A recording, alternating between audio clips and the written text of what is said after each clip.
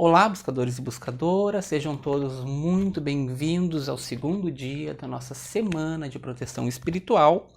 Ontem nós falamos um pouquinho sobre como funciona a questão dos ataques, os seres que nos atacam, né, para não nos deixar cumprir a nossa missão aqui na Terra. E hoje eu vou falar um pouquinho mais sobre como isso acontece, o que eles usam para atacar, como eles atacam. É importante que a gente saiba, né, alguns mecanismos. É claro que eles estão sempre se reinventando, estão sempre inventando moda no astral, né? E aqui no físico também, né, os encarnados que já vão mais pro lado dessa magia negra também estão sempre se reinventando, mas a gente tem uma base de mais ou menos como eles se comportam. É fundamental que vocês entendam que a coisa que eles mais querem é baixar a nossa vibração, né? Por que eles querem tanto baixar a nossa vibração? Porque a nossa vibração é a melhor defesa que nós temos.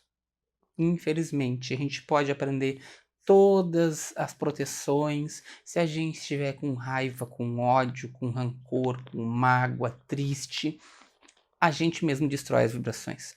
Aliás, a gente mesmo destrói as proteções, né? Infelizmente, a gente acaba rompendo de dentro as proteções. Não que o nosso levantar das proteções não funcione, funciona, mas a gente mesmo destrói porque a gente tem força física, a gente tem ectoplasma, então para nós destruirmos uma proteção é muito mais fácil, né?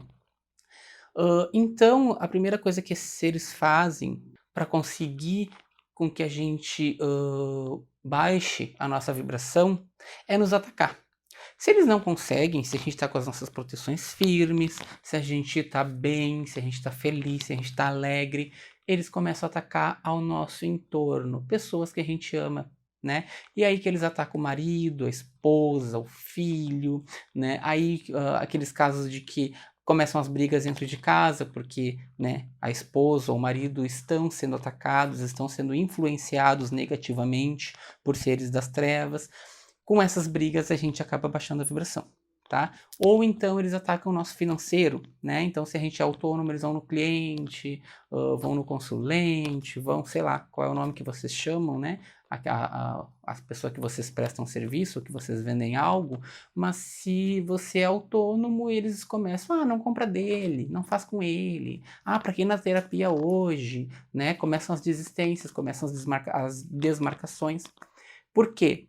Porque as contas começam a vir, nós não temos dinheiro, começamos a ficar angustiados, preocupados, e nessa vibração nós baixamos a nossa vibração. Então eu quero dizer para vocês que eles não atacam diretamente apenas, eles começam a atacar o entorno. E eu tô falando isso pra gente ficar esperto, né? Não é que, Felipe, então não adianta levantar proteção, porque de qualquer jeito eles vão me atacar. De qualquer jeito eles vão tentar. Mas quando a gente sabe que eles começam a atacar as beiradas, aos entornos, a gente já fica esperto e resolve a situação tentando não entrar na onda deles.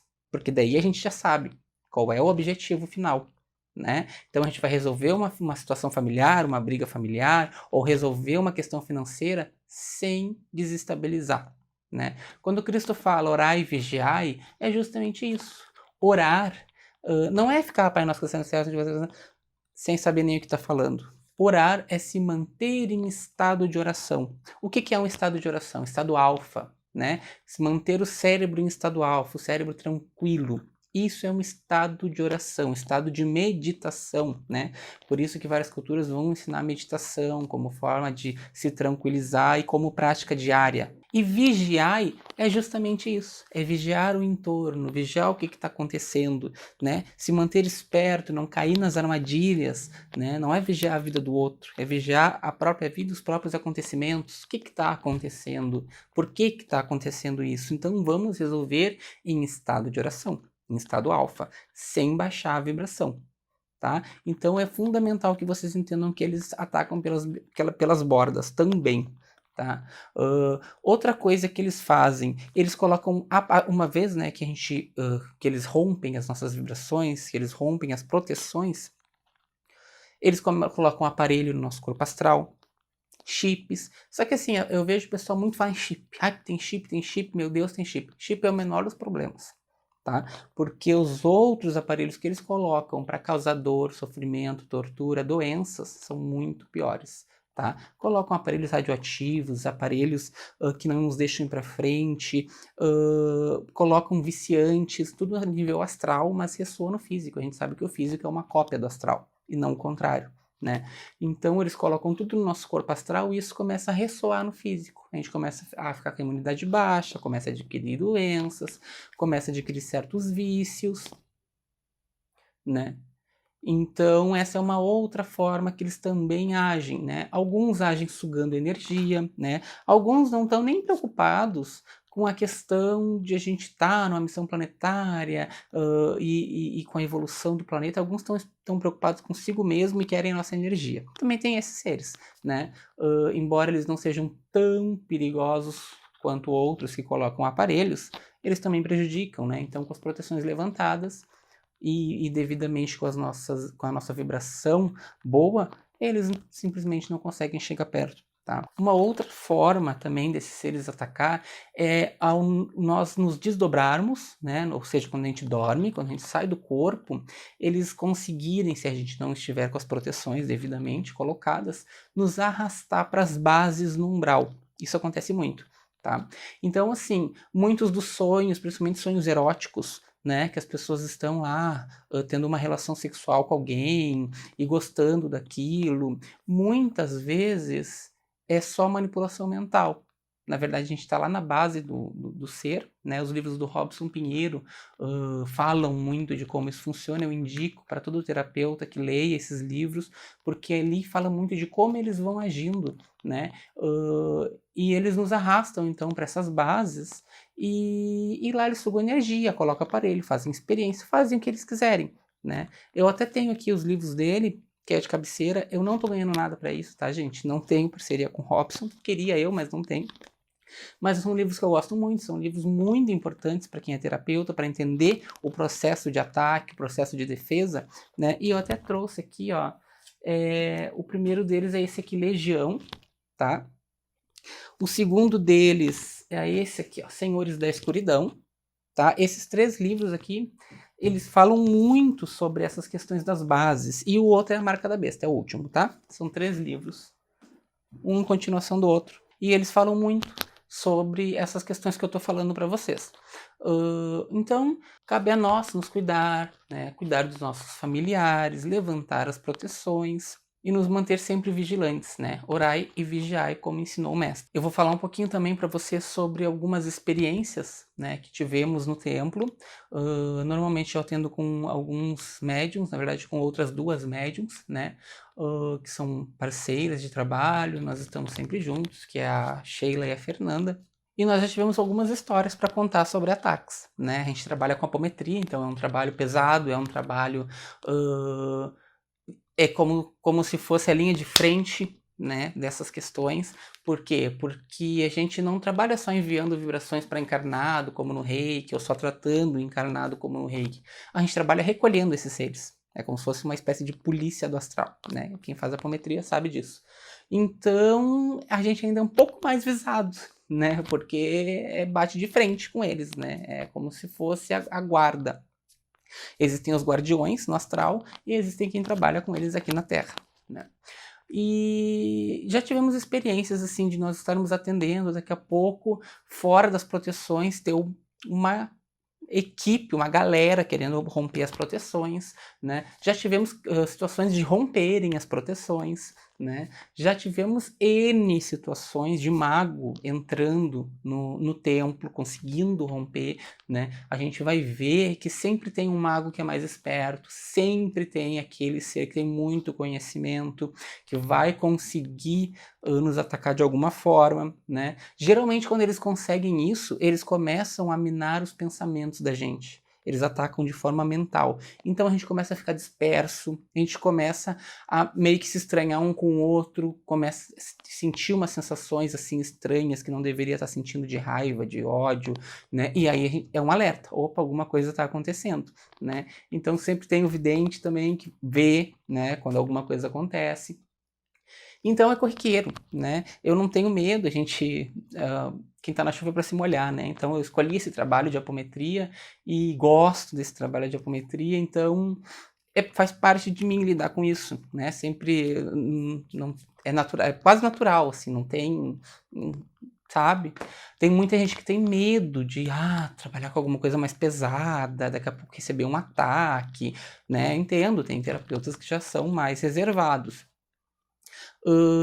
Teve outra situação também que eu acho muito engraçado até de falar, né?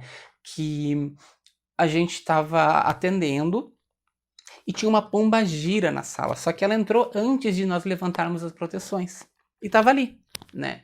E aí eu notei, né? Notei que ela estava querendo incorporar numa das médiums, a médium ainda não tinha notado, mas eu já tinha sacado ela, estava notando ela estranha.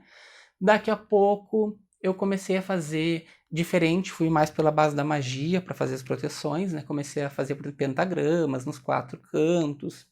E a médium só falou assim para mim: Felipe, olha só, eu acho que tu vai ter que fazer uma inversão de spin, porque tu tá fazendo os pentagramas e ela tá invertendo, né? Então, por que eu tô contando essas histórias para vocês? Porque a gente sempre vai lidar com seres que às vezes são mais espertinhos. Tem vários outros que a gente lida que obsessor, sofredor, né, que não entende muito de magia, que não entende de manipulação energética, muitos nem sabem que morreram, né? Mas tem aqueles que já são mais espertos. E com os que são mais espertos, a gente também tem que lidar com eles com conhecimento e técnica, né? Claro que a gente conseguiu se livrar dela, né? Mas ela era muito forte, sabe? Não foi uma simples técnica que conseguiu fazer com que ela fosse embora e com que ela fosse recolhida. Aliás, na primeira vez que ela apareceu, ela não foi recolhida, ela fugiu, né? Quando ela viu que o bicho ia pegar, ela fugiu, abriu um portal e fugiu. Na segunda vez que ela apareceu, eu já senti ela de cara, já conhecia a energia dela, né?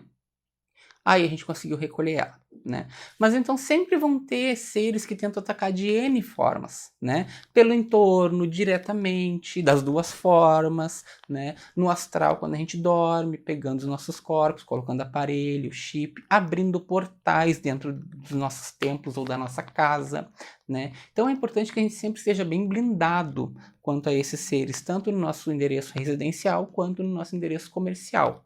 Mas Felipe, eu atendo na minha casa, tem uma salinha e atendo ali. Então, blinda bem a tua casa, tá? Porque nós sabemos que dentro de casa ainda é um pouquinho mais complicado, né? Tem os familiares ali. Essa questão de mais complicado até é controversa, né? Por que que é controversa? Porque às vezes a gente atende num outro local, temos uma sala específica para atender e levantamos as proteções só nessa sala, né? Como se os seres das trevas não ficassem esperando nós do lado de fora e não nos acompanhassem até em casa, né? Como se eles não conseguissem fazer isso. Então a gente às vezes tendo um local específico para trabalhar, a gente limpa aquele local, né? Coloca incenso, levanta proteções e faz de tudo. E em casa não faz nada disso. Então talvez quem trabalha em casa esteja até mais protegido, porque vai fazer tudo isso em casa, né? Então, fica aí também a dica. Quem tiver 2 endereços, levanta as proteções no endereço comercial, no endereço de atendimento, no templo, na clínica, não sei o nome que vocês dão, mas levantem também as proteções em casa, mantenham a higienização mental da atmosfera também em casa, porque o ataque vem dos 2 lados. Gente, eu não tô querendo aqui botar medo em ninguém, deixar ninguém apavorado, tá? Mas infelizmente é a realidade, né? A gente recebe ataque. A gente lida com seres das trevas, querendo ou não. Mas eu vou fazer só reiki, porque daí é uma coisa mais leve. Até a página 2, porque no momento que vocês forem atender alguém que está recebendo um ataque de mago, esse mago não vai gostar que vocês estão atendendo aquela pessoa, que vocês estão melhorando a vibração daquela pessoa. Adivinha quem ele vai querer atacar?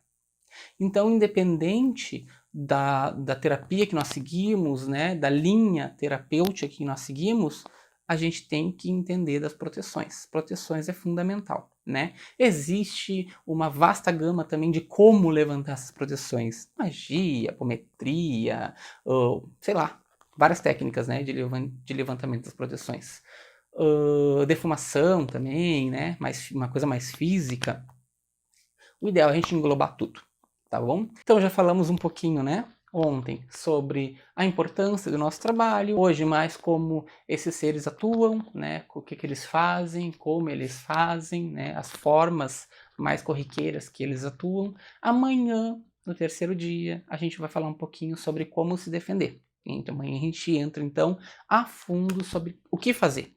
né? Como se defender desses seres. Tá bom, pessoal? Eu agradeço a todos por estarem nessa semana junto comigo. Espero que todos saiam daqui um pouquinho, né, melhor, um pouquinho mais de conhecimento. Já vai ser muito bom para mim. Eu já vou ter feito um pouquinho a minha parte. Eu espero vocês todos amanhã. Até mais!